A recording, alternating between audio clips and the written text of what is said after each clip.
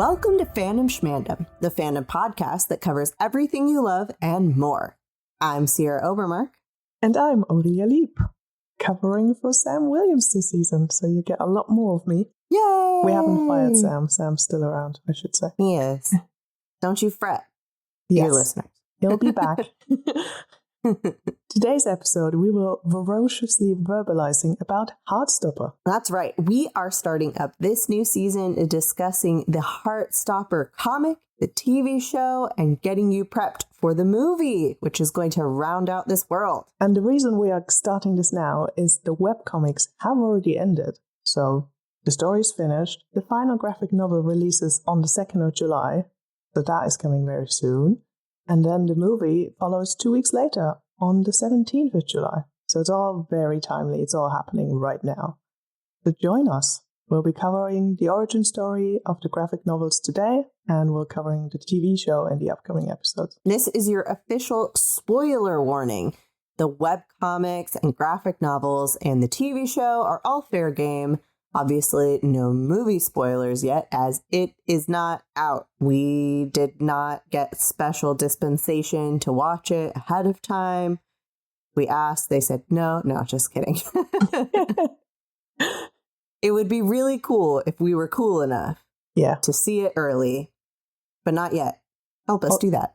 Although it would be very early, because at the time of recording, it's May. It would be so early. There's no way. Without further ado, we will, as Roger Smith says, dive on in. Get up to 88 because it is time to travel back to our story recap. Volume 1, The Beginning. Charlie Spring, a shy and openly gay student, is forced to sit next to popular rugby player Nick Nelson in class. A tentative friendship blossoms, which quickly turns into a deeper attraction for Charlie. While Charlie assumes Nick is straight and out of his league, the volume follows their growing bond as Nick begins to question his own identity and feelings. Volume 2, Discovery. This volume focuses on Nick's personal journey of self-discovery. He realizes he has feelings for Charlie and begins to grapple with his sexuality, eventually identifying as bisexual.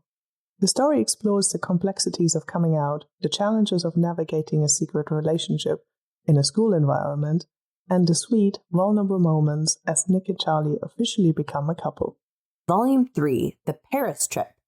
Now officially together, Nick and Charlie head to Paris on a school trip. It is a time for them to be more open with their friends and classmates.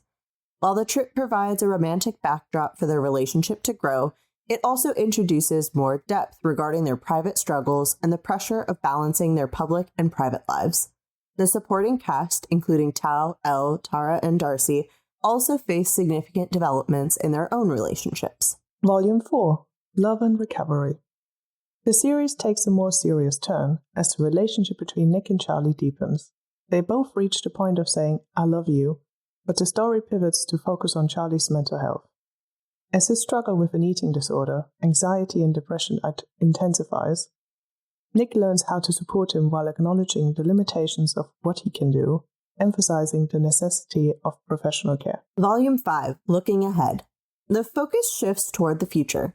Nick is in his final year of school and begins touring universities, which brings the daunting prospect of a long-distance relationship into focus. Similarly, other characters like Elle must balance their professional aspirations with their romantic lives.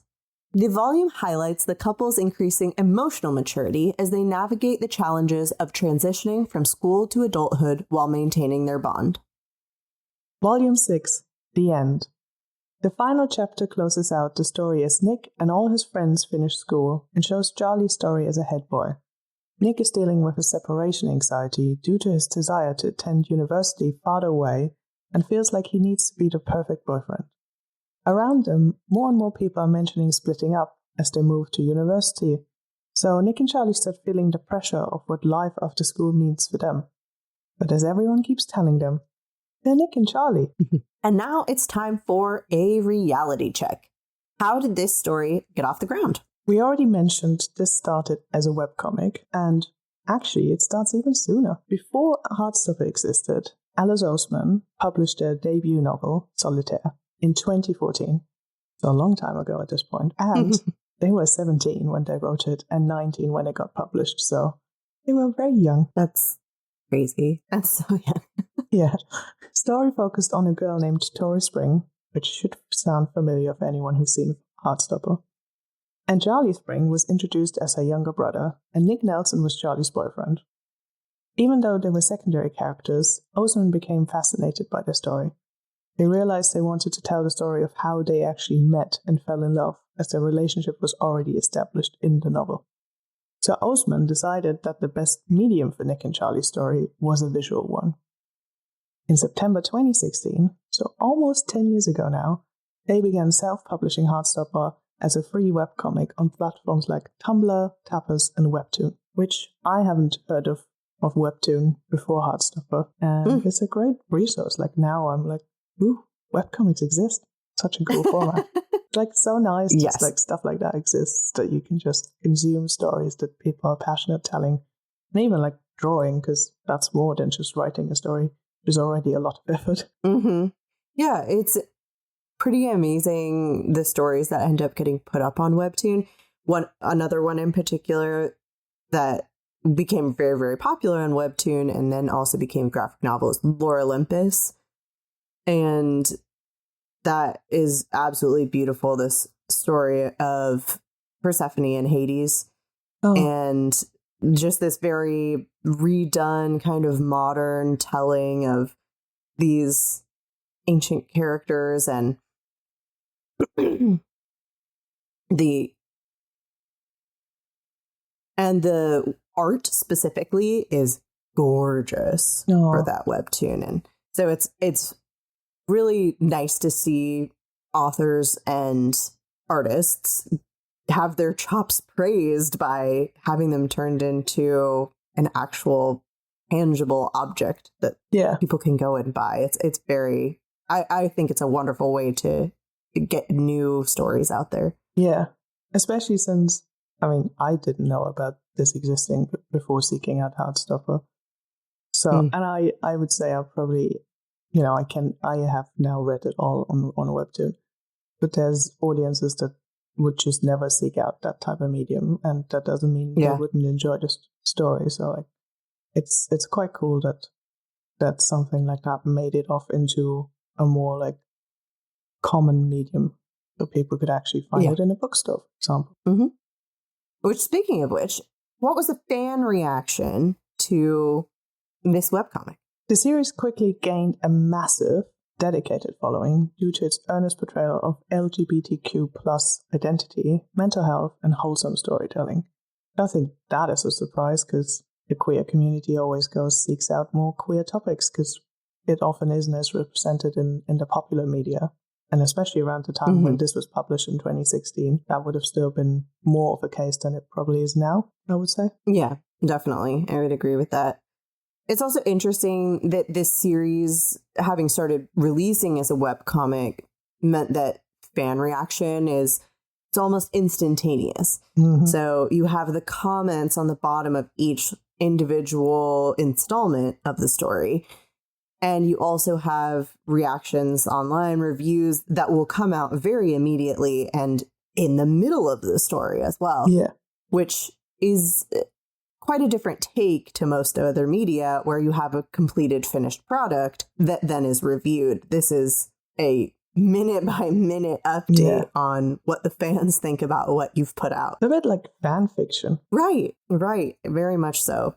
It has to be both exciting and also very nerve-wracking to be able to get all of this instantaneous feedback as an author of something that you're passionate about. It has to be that kind of double-edged sword where I'm so excited that people are really liking it, but also, are they going to like this one? And are they going to like this one? And almost that panic, at least for myself, would set in every single time I hit publish.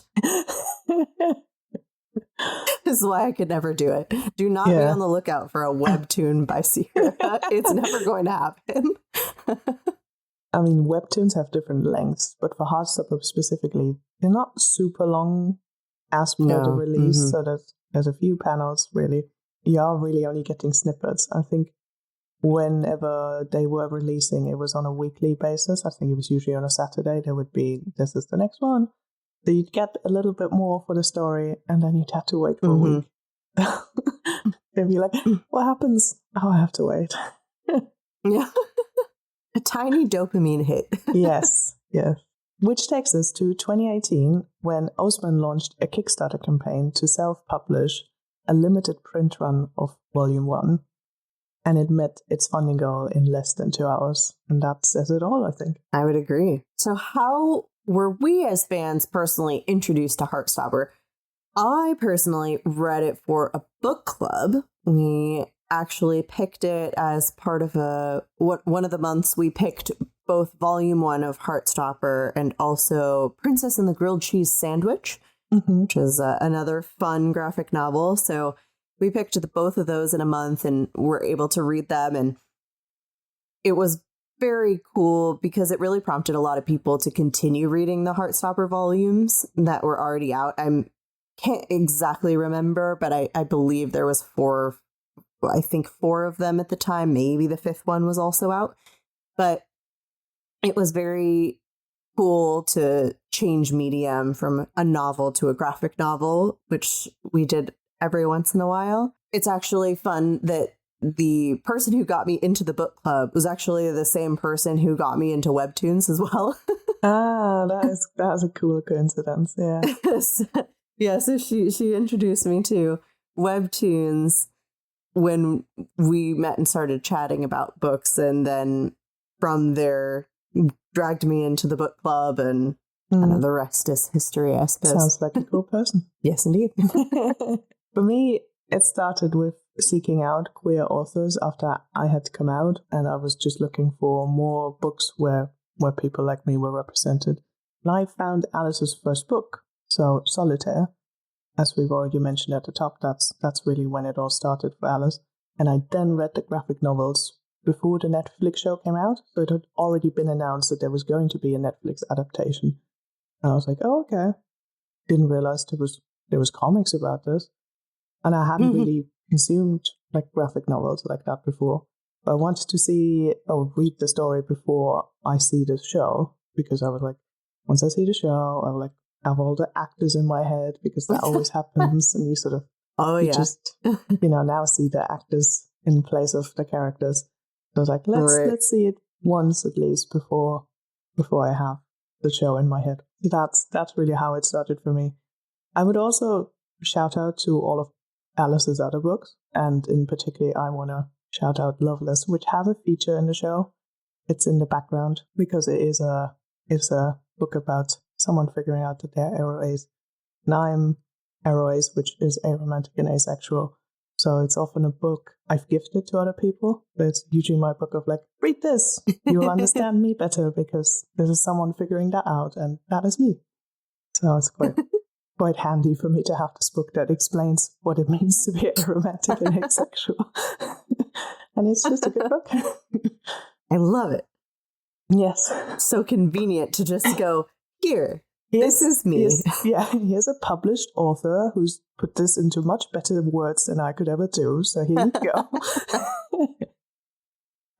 But yeah, all of their books are really great. So in general, if your interest is now piqued after listening to us talk about it, I would recommend checking out your library or the bookstore. As fans, what is our general reaction? Overall, I think the main point is the story is so sweet and very real. The characters feel so much more real in a way that I think most of fiction, maybe not most, but a lot of fiction tends to miss the mark. They have more exaggerated characters, or they have exaggerated reactions to situations, but the characters in Heartstopper really feel like those people that you went to school with and spend time with, and they feel like your friends, or they feel like your enemies, or they feel very real. Like you could actually sit down with someone and they could be a character in Heartstopper because of how rooted in just backed, basically. Yeah. And also just all of their emotional beats and emotional reactions don't feel unearned. I think they're all very much true to how, general population would react in similar situations. And I think that that's really important to have this with Heartstopper, because specifically with representational media, where we're trying to really make sure that we're reaching out to a wide variety of people and wanting to make sure that we are inclusive and have lots of examples of different races, creeds, orientations, etc. The media tends to kind of fall into a habit of creating a checklist. And do we have X number of people who are dealing with this problem in their life? Do we have X number of white and non-white characters? Do we have X number of sexual orientations represented? And it's more on, hey, look, we gave you 20 examples of different types of people, instead of, hey, we gave you a really great, amazing story. Yeah. And the people in it just happen to already be all of these things. Yeah. And I think that that is amazing about Heartstopper, because the focus is on that amazing story, the amazing characters, who they really are as people, not just as checkboxes. Yeah. And a lot of representational media, which we're getting better about it, but more can learn from Heartstopper as to how to really create a great story first. All of what you said also then applies to the other thing that I really like about Heartstopper. You get these real characters, you get the representation, everyone can find themselves in that story, but it's not about all the struggles of being queer. Yes, the struggles are in there, and they're all told from the different perspectives, and you get a wide range of what it is like to be queer through all of these different characters, but it's still happy. It still feels like this is just a story about, people who are 16 and trying to figure out what life after school could be for them and what life right now in school is for them. So it's not just, this is why it's terrible to be gay and out in school. It's also a very positive story that makes it so real, because yes, you're probably going to have to be struggling a little bit, and not so much nowadays when you're out and in school, and especially if you're in an area where that's still like a novelty. But that doesn't mean you still have all the other things in your life that any other 16-year-old would have, could relate to. Very true. Yeah. What was the critics' reaction? Well, in 2019, following the success of the Kickstarter, Hatchet Children's Group acquired the rights to publish the series traditionally. So I think that really speaks to the critics' reaction. They saw how amazing this story would be and how great it is and how much fan base there already existed, and decided to jump on that and really turn it into something that could be viewed by a wider audience. And I have a little fun fact for everyone. Alice Oseman originally chose the webcomic format because they didn't feel they had the traditional training of a graphic novelist. So they just wanted to see if they could draw a story from start to finish. That's incredible. Yeah. 10 out of 10 success. Yes. I can't even, I'm slightly stunned. I can't even imagine just going, I just want to see if I can do it. Let's just go for it. It comes to show. And now you have a Netflix show. Yeah. Sometimes you just have to do the thing. See what happens. And it pays off, because then you get a Netflix show. And unlike so many authors who sell their rights to their story and then they step away, Alice Oseman was very protective of the story's tone. And around 2019 as well, several production companies started expressing interest, but Seesaw Films, who's the company behind The King's Speech, eventually won them over. And the key wasn't their pitch. They suggested Alice write the scripts themselves. Another thing Alice had never done before, I should mention. And Seesaw wanted Alice's specific voice to guide the transition from webcomic to Netflix show. So actually, Alice often would draw small illustrations to help the crew understand the vibe of the show. And as part of those little drawings, that's how we actually end up with those Heartstopper leaves and hand-drawn sparks that we're getting on the screen, which I think we both really enjoy seeing every time they come on the screen. So much. They feel so in place. Yes. And they could very much feel like an odd entity that doesn't really match the rest. But no, they just feel like they're part of the show. It's so well done. Yes, very much so. So once the scripts were developed and the vision was clear, Netflix officially ordered the show as an 8-episode series in January 2021. They gave Alice a surprising amount of creative freedom, allowing them to keep the low-stakes, high-emotion feel that made the comics famous rather than forcing extra drama into the plot. It's quite cool that they allowed that, because often that is what fans are unhappy with if there's an adaptation from like book to screen. They're like, there's new scenes that were not necessarily and are just all about the drama. Looking at the Burning Barrow, for example. The best call out. And by the time the show premiered in April 2022, it became a massive hit, no surprise. And in a rare move, Netflix renewed it for 2 additional seasons simultaneously, just weeks after its debut, which is so great because it reassures all of the people involved with the show and just means you can very quickly shoot 2 additional seasons once obviously the scripts are developed and all of that. And especially with younger actors, that sort of helps ensuring that they don't massively grow out of the age range that they're trying to portray. Right. I think it's very important that they were able to do this because they were able to just transition into the next 2 seasons and not kind of be on tenterhooks. Are we going to get renewed? Can we finish the story? What's going on? And go on a hiatus and potentially all these actors get picked up by other projects or something like that. And they don't know that they have this job security, which I think is wonderful for everyone involved to know that they will indeed be continuing on in these roles and can really start sinking in. It's something that maybe outside of the UK people are not as aware, but after the show launched, so season 1 had come out, Kit Connor, who plays Nick Nelson, and Joe Locke, who plays Charlie Spring, were on a morning show for an interview to talk about Heartstopper and how it's like become such a massive hit.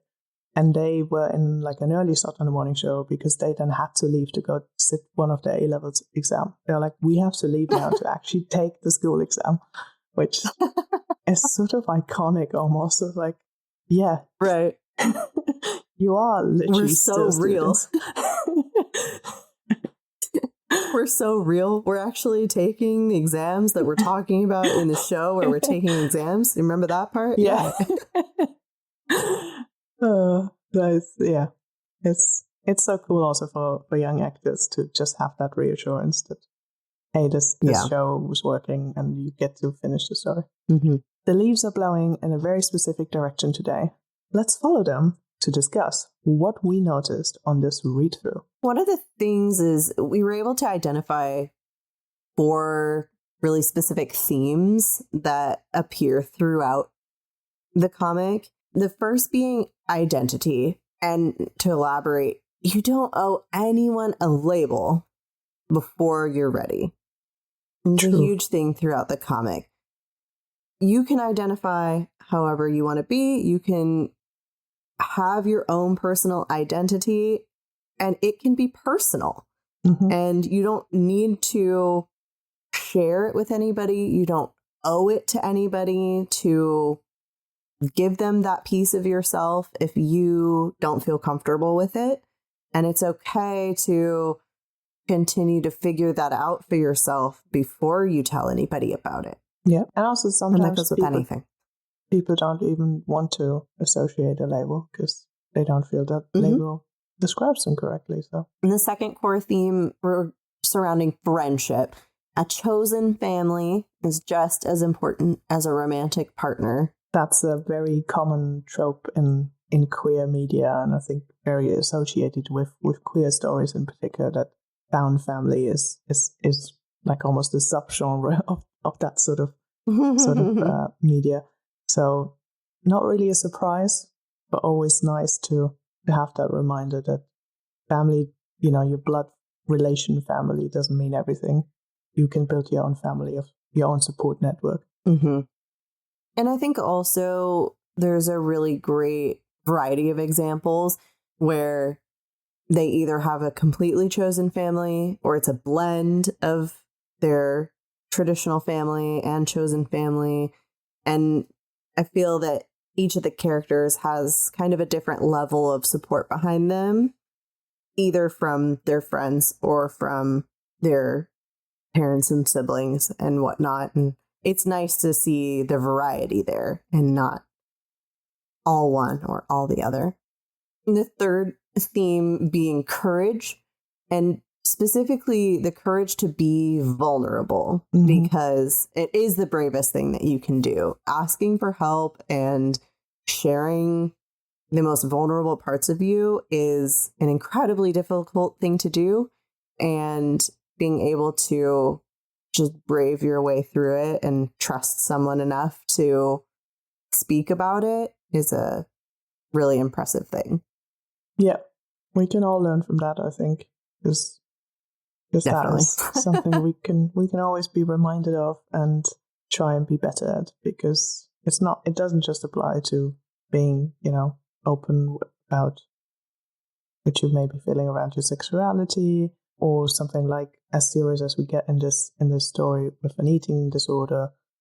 It can also be for slightly less high stakes moments, but it still applies to all of us.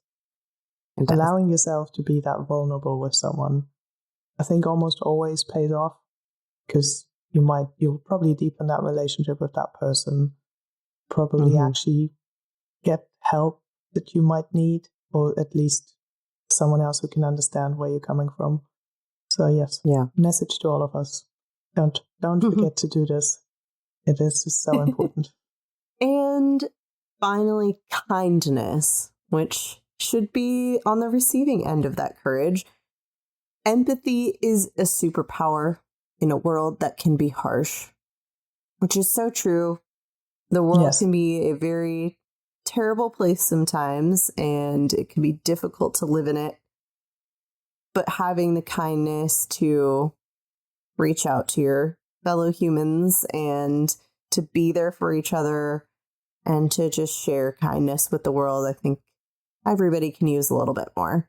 Yes. Another homework assignment for all of you. Go be brave and be nice. Yes. You heard it here first. The next one is not part of the 4 core themes, but is definitely found everywhere in Heartstopper.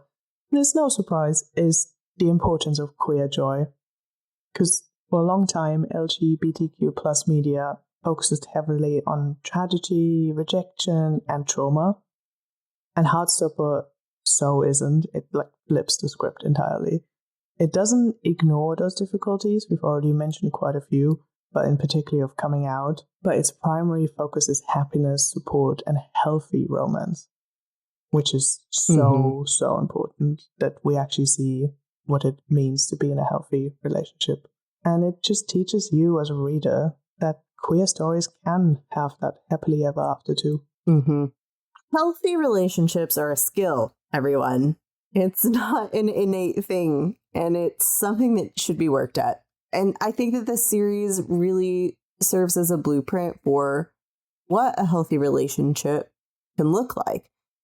Nick and Charlie certainly aren't perfect, but they do prioritize certain things, which really helps them be as close to perfect as possible in supporting each other with their relationship. So they have great communication.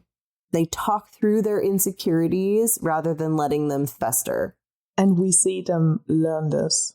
If you've read the webcomics early on as well, at the beginning, they are not so good at this. And you can often see the comments being like, just talk to each other, because some of us with a little bit more life experience know that often helps. So they have to learn this. So they don't start out being this perfect, great couple that communicates all of the time. That would be unrealistic. But they learn this and get better at it. And I think that's what sets them apart from some of the other couples that we have in the comics.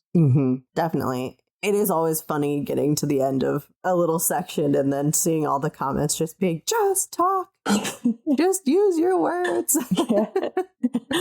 Because that's usually what I'm screaming in my head at the same time. So you actually have to explain your feelings and what you're thinking in your head. It's just not always obvious to everyone around you. What? Not everybody has the ability to just look inside my mind and know exactly what I'm thinking and feeling. This is crazy talk.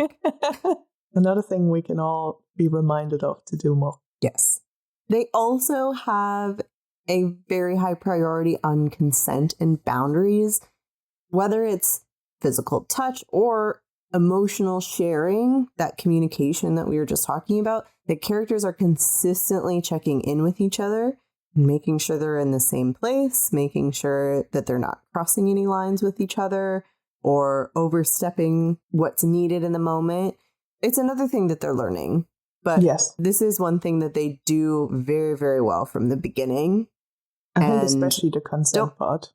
That's present from the beginning. I think the boundaries is where they have to learn. And that's very understandable. It's very difficult to set boundaries, but we see them do it. I think the consent part, to me specifically, is quite nice to see. We are the same age. We grew up in different parts of the world, but we are the same age. So I'm assuming some of this is going to relate to your time as a teenager in school. I remember so vividly, even though I wasn't dating, that everyone was so about reading other people's body language to pick up the signals of like, can I kiss this person and all of that stuff.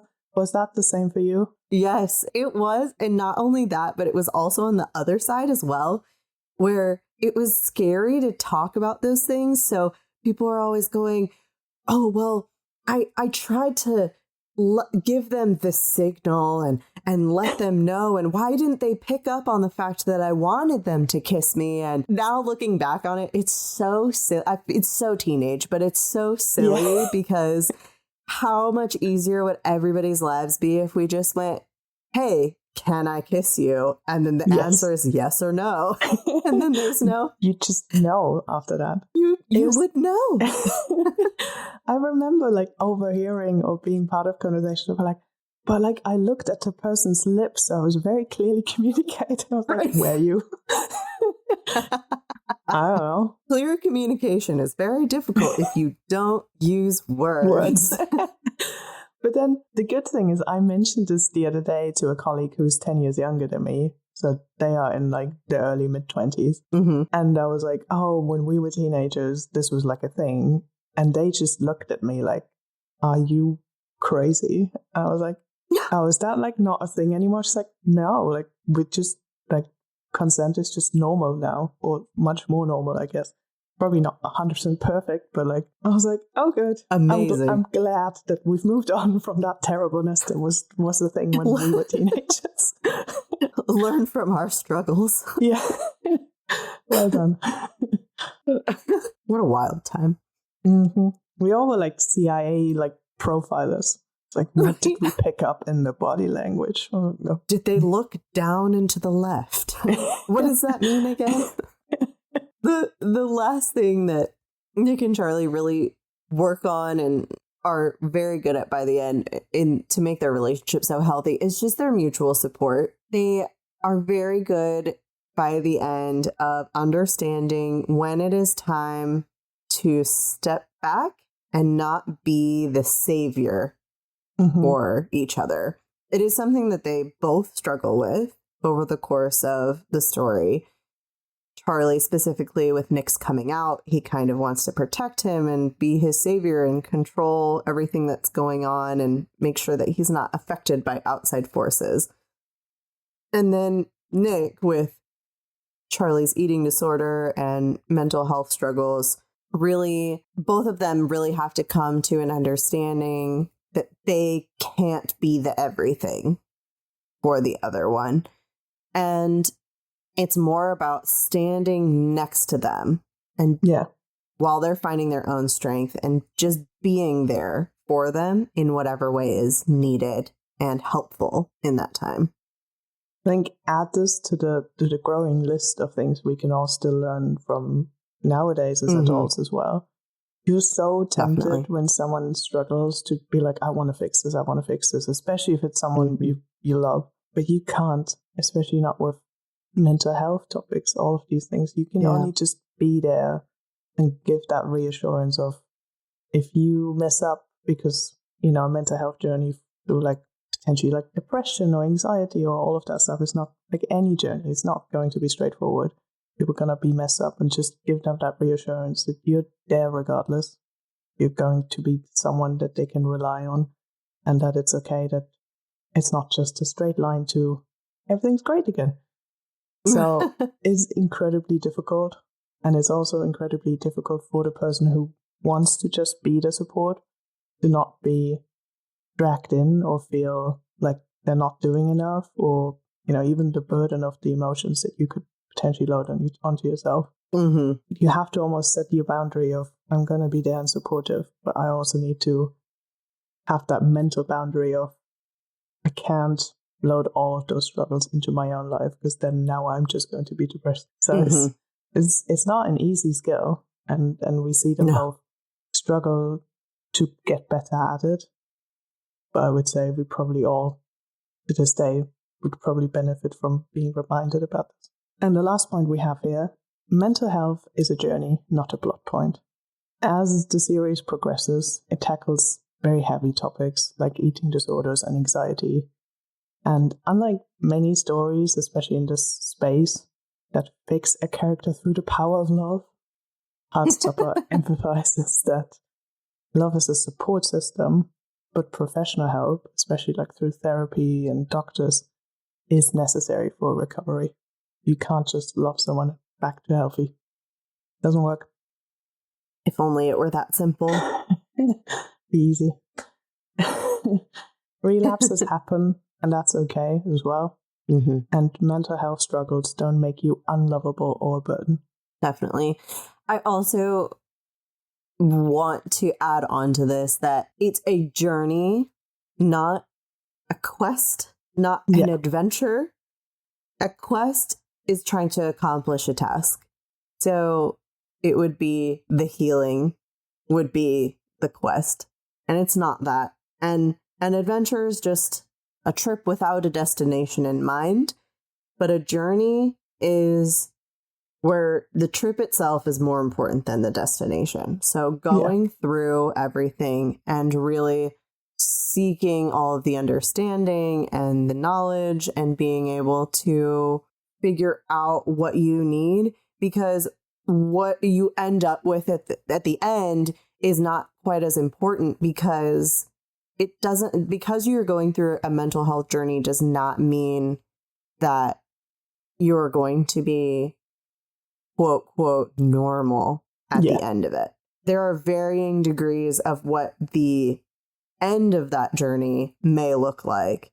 And it's really not important what the end result is, as long as the journey has been taken with just a real passion for understanding, but then also really making sure that you're just trying to be the healthiest, happiest version of who you can be. And, like you were explaining in, the support system, and relapses happen and it doesn't make you unlovable. Those are all things that have to be realized along the way. And also, it won't be that straight line, and it's going to be some version of okay. Yeah. I think also a quest makes it sound like you seek out to find the magical healing powder or exactly, whatever. And yes. That's it. When in reality, as a journey, you're probably slowly getting better over time, and potentially over a long time. Yeah. That's really what you need to do. And you need to potentially regard, depending what you're struggling with, accept that some version of this is always going to be present. You just have to learn how to deal with it better and how you can be the best version of yourself with while dealing with certain things. Right. Rip open that candy wrapper and show us your golden ticket. It's time for the Veruca Salt Award for piece of memorabilia we really, really need. I would like to have one of Elle's paintings, partially because Elle's clearly an up-and-coming artist and very talented, but also then I'd have something I can look back at. I'm particularly thinking of it is in the Netflix show, the painting of the friend group, the four of them.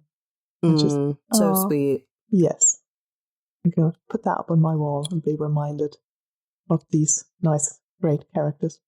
I like that a lot. I would like to have one of Nick's sweatshirts. Do they have to smell like him? I don't know what he smells like, so TBD.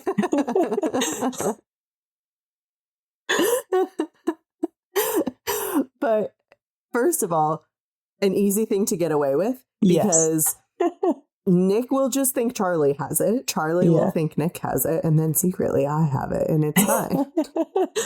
Genius. Mastermind. But also they all look so comfortable. Yeah. I'm a big fan of an oversized sweatshirt, so and if I can just thief it from somebody else instead of buying it for myself, that's even better. We might have to think about why you as an adult have to exploit a teenager, but we'll pretend that's not a factor. It's fine. It's fine. But they are great jumpers, and I love that I mean, I would have been surprised if they didn't feature in the show because it's such a big part of the plot, really. But they do pick nice jumpers in the TV show. Very happy about that. But also Charlie wears some really nice jumpers in the TV show. I really like that's his that's true. Green to yellow, like fadey one, like a knitted one. That looks so cool. Every time I see that one, oh, that's a cool one. Yeah. Today's public service announcement. If you have an idea to do something and you want to see if you can finish a project, go for it. You never know if it will turn into a worldwide phenomenon. Thank you, dear listeners, for listening to this episode of Fandom Shmandom. If you'd like to discuss this episode or any other episode we've done, please hit us up on our social media channels.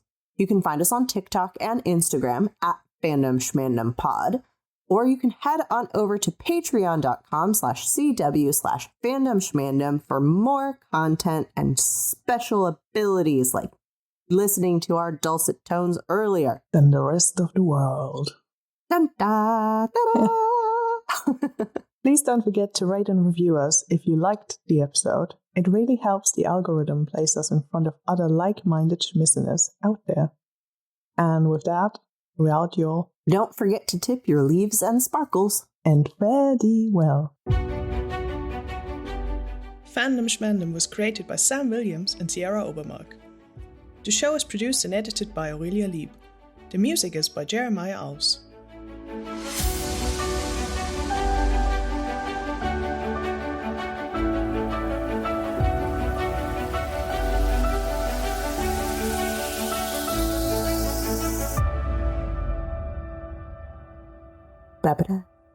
The volume highlights the couple's increasing...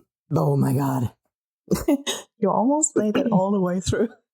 I know, I did. I was so proud of myself.